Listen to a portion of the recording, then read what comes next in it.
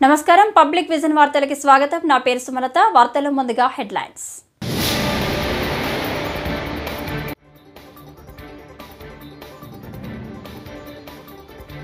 అయోధ్య బాలరాముని విగ్రహ ప్రతిష్టకు ఏడాది పూర్తి. వార్షికోత్సవానికి భారీ సన్నాహాలు.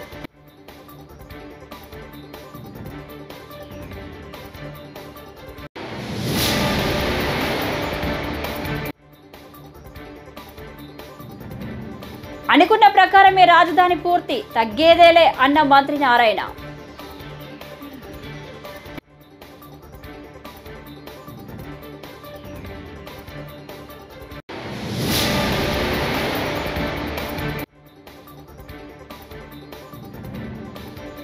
పుష్ప 2 లాంటి సినిమాలను ప్రభుత్వం ప్రోత్సహించకూడదు. సిపిఐ నేత నారాయణ.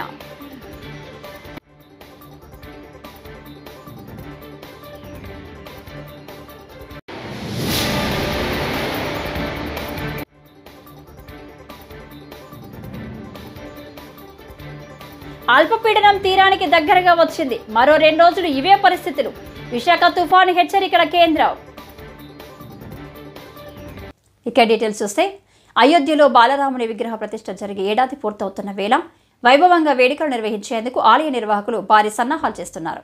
అయోధ్యలో నూతనంగా నిర్మించిన ఆలయంలో ఈ ఏడాది జనవరి 22న బాలరాముని విగ్రహ ప్రతిష్ఠ వైభవోపేతంగా జరిగిన సంగతి తెలిసిందే. ఈ పవిత్ర కార్యక్రమానికి సంబంధించి వార్షికోత్సవాన్ని ఘనంగా నిర్వహించేందుకు వచ్చే ఏడాది జనవరి 11 నుంచి 3 రోజుల పాటు పలు కార్యక్రమాలకు శ్రీకారం చుట్టారు. వీటిలో 3 గంటల పాటు నిర్వహించనున్న సంగీత విభావరి ప్రత్యేకంగా నిలవనుందని ఆలయ నిర్వాహకులు చెప్పారు. The consecration ceremony took place on January 22nd this year. It was attended by a host of special invitees from different fields. The entire complex, which will comprise 18 temples, is scheduled to be completed by September 2025.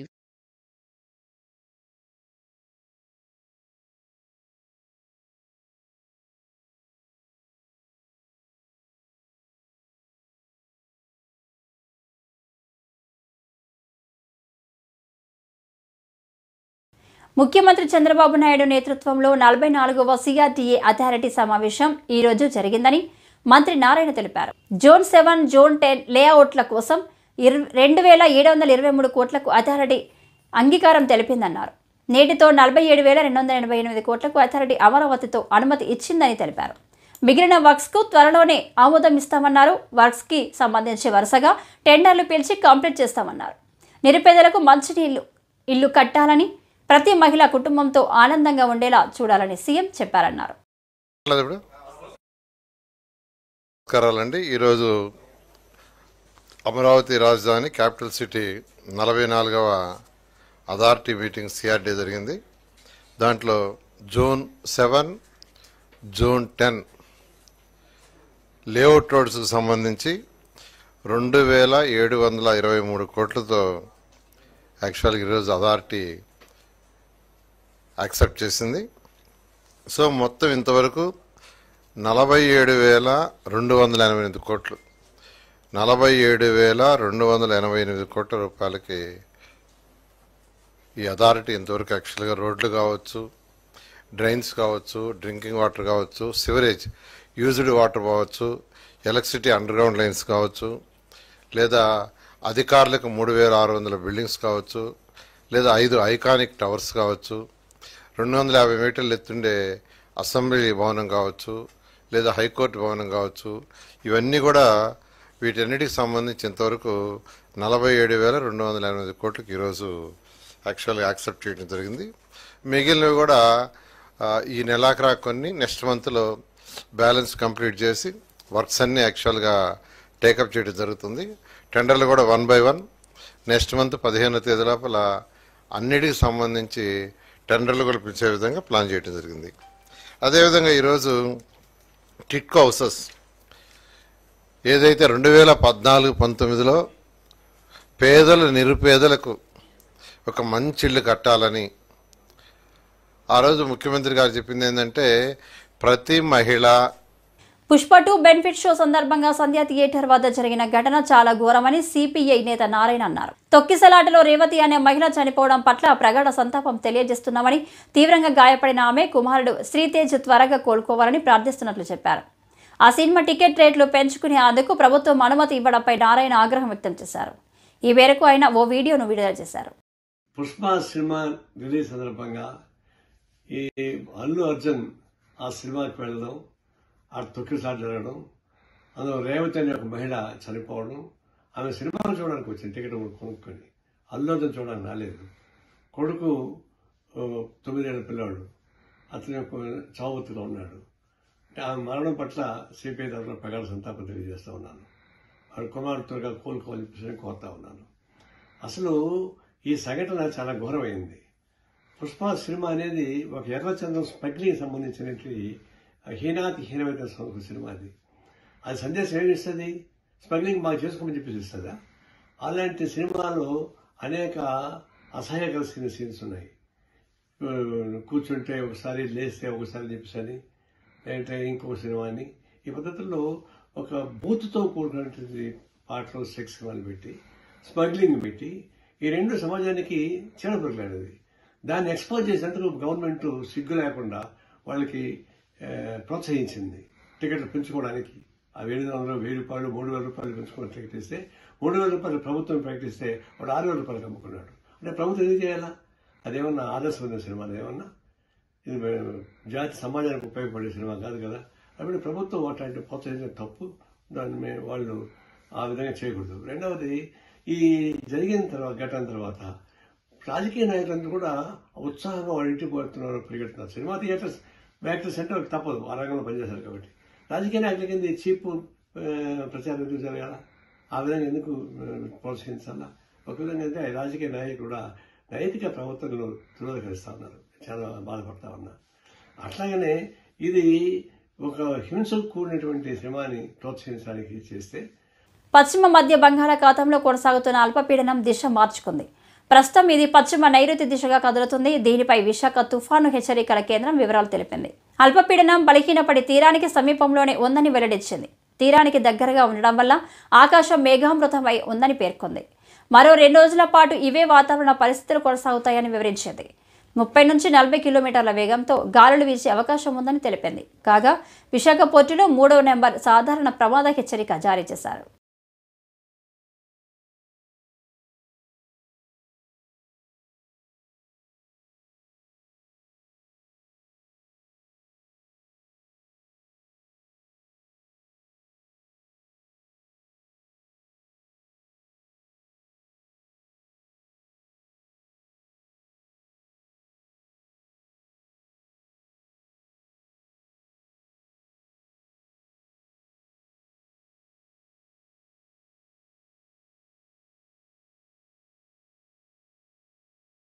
Telangana రాష్ట్రంలో cinema టికెట్ల రేట్లు పెంచబోమని, benefit షోలకు అనుమతించబోమని అసెంబ్లీలో తెలంగాణ ప్రభుత్వం ప్రకటించిన విషయం తెలిసిందే. ఈ నిర్ణయాన్ని స్వాగతిస్తున్నామని ఏపీ సిపిఐ రాష్ట్ర కార్యదర్శి కె రామకృష్ణ తెలిపారు. ఈ మేరకు ఆయన ఓ వీడియో విడుదల చేశారు. ఏపీ, తెలంగాణ రాష్ట్రాల్లో ప్రభుత్వాలు సినిమా టికెట్ల ధరలను పెంచుతూ ప్రత్యేక ప్రదర్శనలకు అనుమతిస్తూ జీవోలు ఇవ్వడం పరిపాటిగా మారిందన్నారు. ఈ విధానాలను సిపిఐ తీవ్రంగా ఖండిస్తుందన్నారు. ఇటీవల పుష్ప 2 సినిమా విడుదల సందర్భంగా రేవతి అనే మహిళ మృతి చెందడం, ఆమె కుమారుడు ప్రాణాపాయ స్థితిలో ఉండడంతో తెలంగాణ ప్రభుత్వం చర్యలు చేపట్టిందని చెప్పారు. థియేటర్ దగ్గర జరిగిన దురదృష్టకరమైన సంఘటనతో నిన్న అసెంబ్లీలో సుదీర్ఘంగా ఈ సినిమా ఇండస్ట్రీ గురించి, తర్వాత జరిగిన పరిణామాల గురించి చర్చ జరిగింది. ముఖ్యమంత్రి రేవంత్ రెడ్డి గారిని మనస్ఫూర్తిగా అభినందిస్తా ఉన్నాను.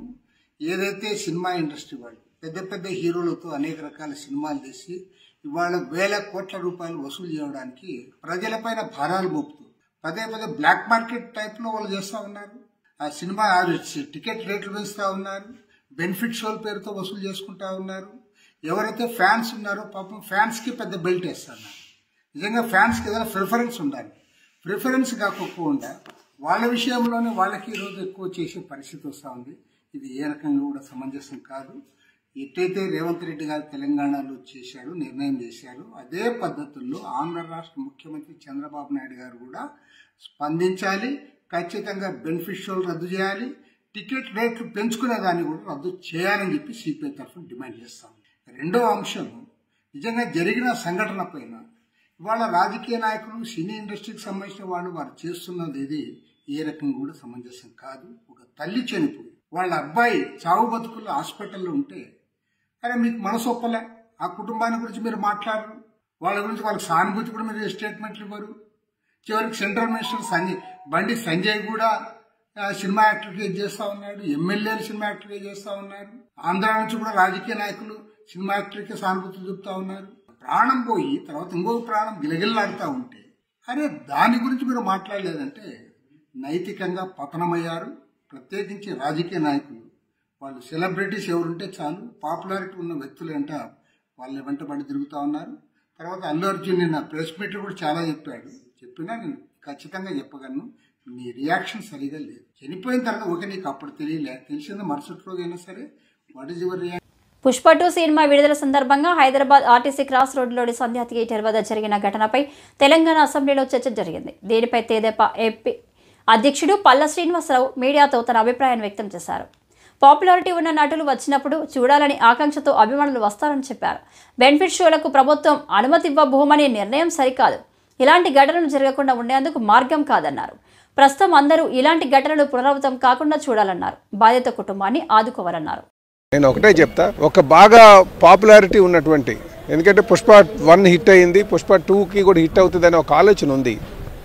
అలాంటి ఆలోచన ప్రజలందరిలో ఉంది. అలాంటి ఆలోచన ఉన్నప్పుడు ప్రభుత్వాలు ముందు చూపుతో వ్యవహరించాల్సిన అవసరం ఉంది. ఎందుకంటే ఎక్కువ భారీ సంఖ్యలో ప్రజలు వస్తారు కనుక అలాంటి దగ్గర ఏమైనా ఏర్పాట్లు చేసి ఇలాంటి ప్రాణ నష్టం లేకుండా చేసుకోవాల్సిన అవసరం ఉంది. అలాగే సినిమా యాక్టర్స్ కూడా ఇది వాళ్ళు వస్తే, ఎందుకంటే అందరూ కుటుంబ సభ్యుల్లో భావిస్తారు, విపరీతమైనటువంటి ఫ్యాన్ ఫాలోయింగ్ ఉంటుంది కనుక అలాంటి సమయంలో వెళ్ళకూడదని ఆలోచన చేస్తే మంచిదని నా ఉద్దేశం. అయితే ఈ ఎపిసోడ్ మీద మనం ఎక్కువగా మాట్లాడుకునే దానికన్నా భవిష్యత్తులో ఇలాంటి ఉత్పన్నం కాకుండా చూసుకోవాల్సినటువంటి అవసరం ఉంది. ఇలాంటి దుర్ఘటనలు జరగకుండా చూసుకోవాల్సిన అవసరం ఉంది. ఇప్పుడు ప్రధానంగా అందరిపైన ఉన్నటువంటి బాధ్యత ఏంటంటే ఆ బాధిత కుటుంబానికి అండగా ఉండి వాళ్ళని ఆదుకోవాల్సిన అవసరం ఉందని చెప్పి నేను తెలియజేస్తున్నా. సార్, ఉచిత బస్సు ఇస్తానంటున్నారు కానీ ఎప్పుడనేది క్లారిటీ లేదు. ఏదైనా సరే డేట్ అంటే సంక్రాంతి నా మాట అండి, బెనిఫిట్స్ వేయకూడదు అన్నదే నేను దానికి వ్యతిరేకం అండి. బెనిఫిట్స్ వేయచ్చు, ఎందుకంటే ఈరోజు సినిమాల్లో పైరసీ బోర్డు అయిపోయింది. ఎందుకు వస్తున్నారు, సినిమా పైరసీని అరగట్టాలి కదా. ఎంతోమంది శ్రమించి తీసినటువంటి సినిమాని ఒక 4 రోజులు అయిపోతే దాన్ని పైరసీ చేసి దాన్ని రిలీజ్ చేస్తున్నారు. కనుక బెనిఫిట్ షోలు వేయకపోవడం అయితే వేయను అనడం కరెక్ట్ కాదు, వేయాలి. దాని దగ్గర మనకి ఇటువంటి దుర్ఘటనలు జరగకుండా చూసుకోవాల్సిన బాధ్యత ఉంది. అది అందరితో మీద బాధ్యత, అది అందరి బాధ్యత. అటు సినీ యాక్టర్స్ పైన ఉంది, ఇటు ప్రభుత్వం పైన ఉంది. పాపులారిటీ వచ్చినటువంటి సినిమాలకి ముందే దాన్ని గమనించగలగాలి. అది ఇంటెలిజెన్స్ వర్గాలు ఫెయిల్యూర్ అని ఎందుకు అనుకోకూడదు. కనుక ఇప్పుడు మనం ఒకరి మీద ఒకరు బ్లేమ్ చేసుకునే దానికన్నా ఇది భవిష్యత్తులో ఎలాంటి ఉత్పన్నం కాకుండా చూసుకోవాల్సినటువంటి బాధ్యత మనందరిపైన ఉందని చెప్పి తెలియజేస్తున్నాం. ఇప్పుడు హైదరాబాద్ చెప్పాలంటే చాలా హైదరాబాద్ ఎలా ఉందంటే చాలా సాచురేట్ అయింది, మార్కెట్ చాలా రద్దీ అయింది. అక్కడ అలాంటి దగ్గర ఇంకొక దగ్గర డెవలప్ చేస్తే బాగుంటుంది, అది ఏపీలో డెవలప్ చేస్తే బాగుంటుంది అనేది ఒక ఉద్దేశం.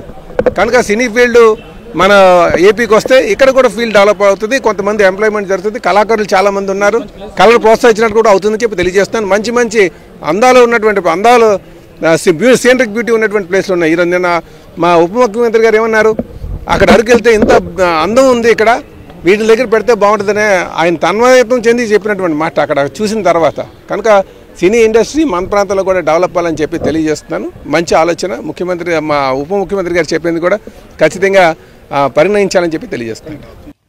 విజయవాడలోని ఇంద్రకీలాద్రిపై కొలువైన శ్రీ దుర్గా మల్లేశ్వర స్వామి అమ్మవారను కన్నడ నటుడు ఉపేంద్ర యుఐ చిత్ర బృందం దర్శించుకున్నారు. అనంతరం ఆలయ అర్చకులు వారికి వేదాశీర్వచనం చేసి అమ్మవారి శేషవస్త్రం తీర్థ ప్రసాదాలను అందజేశారు.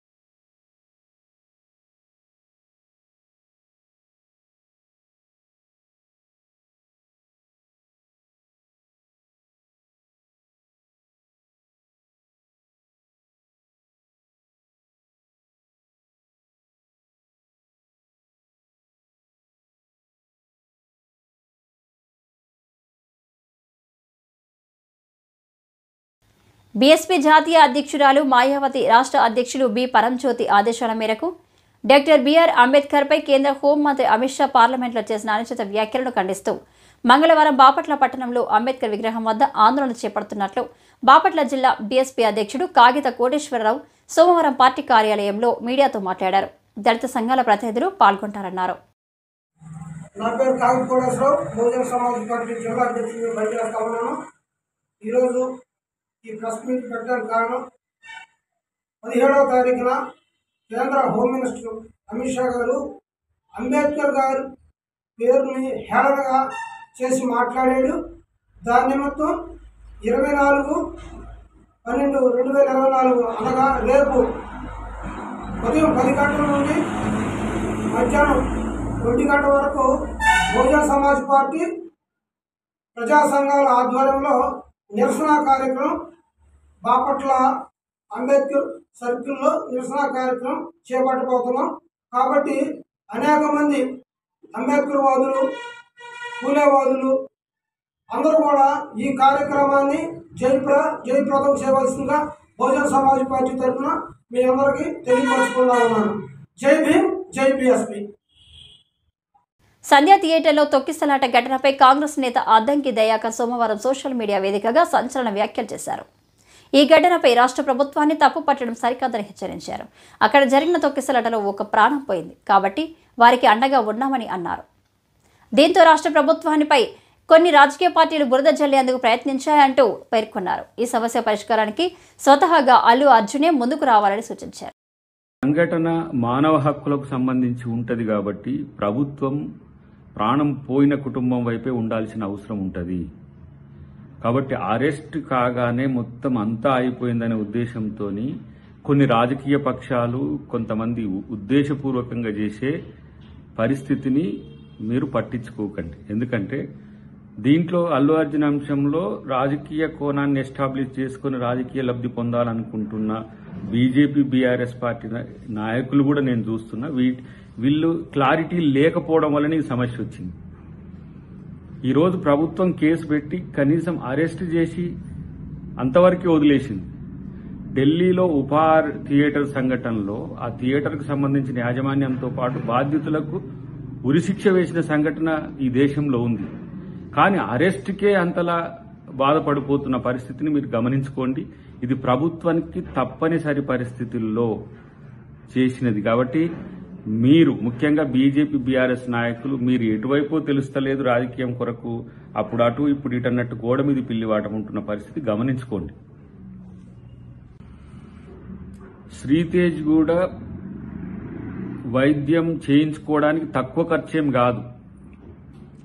నేనంటున్నా మా కోమటిరెడ్డి గారు ఒక డిమాండ్ చేసిండ్రు, లేకపోతే సమాజం నుంచి ఒక డిమాండ్ వస్తుంది. నష్టం ఏం లేదు ఆ ఖర్చు బరాయిస్తే. నేను అనుకుంటున్నా పేదల బియ్యాన్ని బొక్కేసిన ఫెర్ని నాని రేషన్ బియ్యం మాయం కేసులో అడ్రస్ లేకుండా పారిపోయాడని రాష్ట్ర మంత్రి కొల్లు రవీంద్ర విమర్శించారు. సోమవారం మచిలీపట్నంలో ఆయన మాట్లాడుతూ పోలీసులు నోటీసులు ఇచ్చిన సమాధానం చెప్పకుండా పారిపోయాడంటే తప్పు జరిగిందని ఒప్పుకున్నట్టేనన్నారు.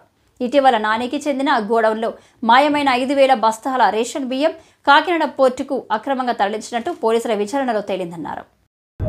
నిన్న పోలీసులు నోటీసులు ఇచ్చినా కనీసం వచ్చి సమాధానం చెప్పలేదంటే ఇవాళ ఎంత దుర్మార్గం వీళ్ళు చేశారనే దానికి ఇదే ఒక నిదర్శనం.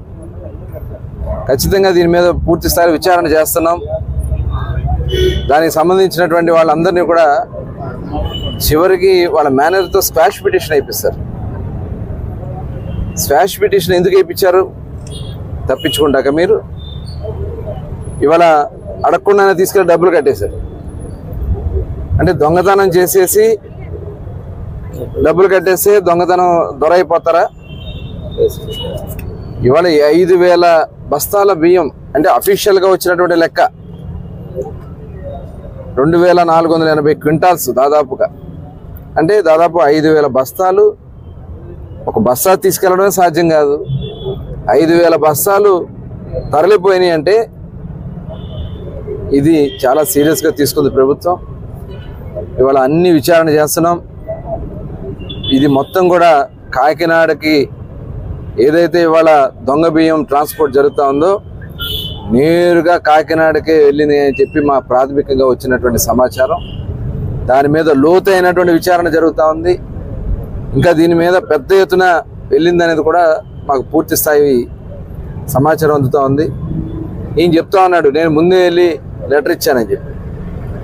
విజిలెన్స్ వాళ్ళు వచ్చి తనిఖీ కోసం వస్తే మనుషులు లేకుండా తాళాలు వేసి పారిపోయిన సందర్భం కాదా మీరు? ఆ విషయం తెలిసి అప్పుడు మీరు లెటర్ ఇచ్చి కాటాలో తేడా వస్తే ఒక గూడౌన్లో తేడా వస్తుంది, అక్కడ 2 గూడౌన్స్ ఉన్నాయి, 2 గూడౌన్స్లో తేడా రావాలి కదా. ఒక గూడౌన్లో సరిపోయినాయి, 2వ గూడౌన్లోనే ఎందుకు తేడా వచ్చింది? ఇవాళ మీ ఆడవాళ్ళని కూడా ఇంట్లో ఆడవాళ్ళని కూడా అడ్డం పెట్టుకుని రోడ్డు మీదకి తీసుకొచ్చినటువంటి సిగ్గేస్తుంది నిజంగా. పేర్నాని గారు మీలాంటి బ్రతుకులు చూస్తామంటే ధైర్యంగా చెప్పాలా, ధైర్యంగా వ్యాపారం చేసుకోవడం తప్పలేదు. అసలు అది నిర్మాణమే ఒక అవినీతి సొమ్ముతో నిర్మాణం. ఎక్కడి నుంచి వచ్చిన అర్ధరాత్రి గెలిచినటువంటి సందర్భంలోనే మీకు సంవత్సరంలో కడప నగరపాలక సంస్థ సర్వసభ్య సమావేశం రసబసగా మారింది. సమావేశానికి హాజరైన స్థానిక తెదేపా ఎమ్మెల్యే మాధవిరెడ్డికి వేదికపై కుర్చీ ఏర్పాటు చేయలేదు. దీంతో ఆమె ఆగ్రహం వ్యక్తం చేశారు. గతంలోనూ ఇలాగే చేశారంటూ మండిపడ్డారు.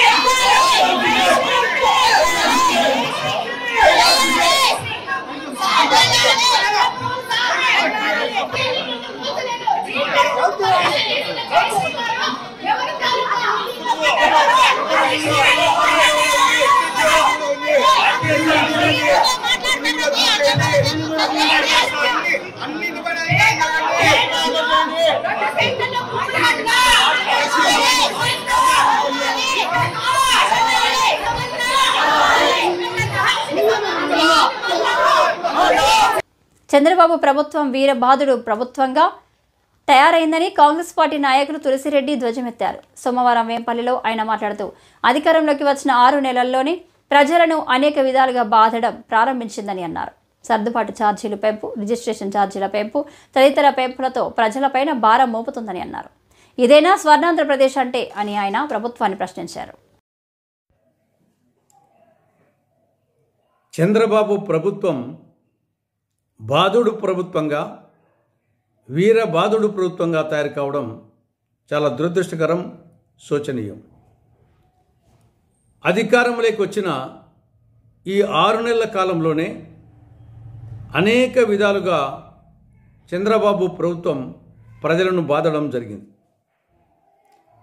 విద్యుత్ సర్దుబాటు ఛార్జీల పేరుతో విద్యుత్ వినియోగదారుల మీద 15,485 కోట్ల రూపాయలు అదనపు భారం మోపింది. అంతా ఇంత కాదు, 15,485 కోట్ల రూపాయలు అదనపు భారం మోపింది. ఇది ఒకటి. ఇక రెండవది రిజిస్ట్రేషన్ ఛార్జీల పెంపు. గ్రామాలు, పట్టణాలు, నగరాలలో అటు భూములు, ఇటు నివాస భవనాలు, వాణిజ్య భవనాలు, అపార్ట్మెంట్లు, ప్లాట్ల మీద జనవరి 1వ తేదీ నుంచి దాదాపు 15 నుంచి 20% వరకు రిజిస్ట్రేషన్ల పెంపు ద్వారా అదనపు భారం మోపబోతా ఉంది. ఇది రెండవది. ఇక మూడవది, పట్టణాలు, నగరాల్లో మంచినీటి సరఫరాకు సంబంధించి యూజర్ ఛార్జెస్ విధించబోతా ఉంది. ఇది మూడవది.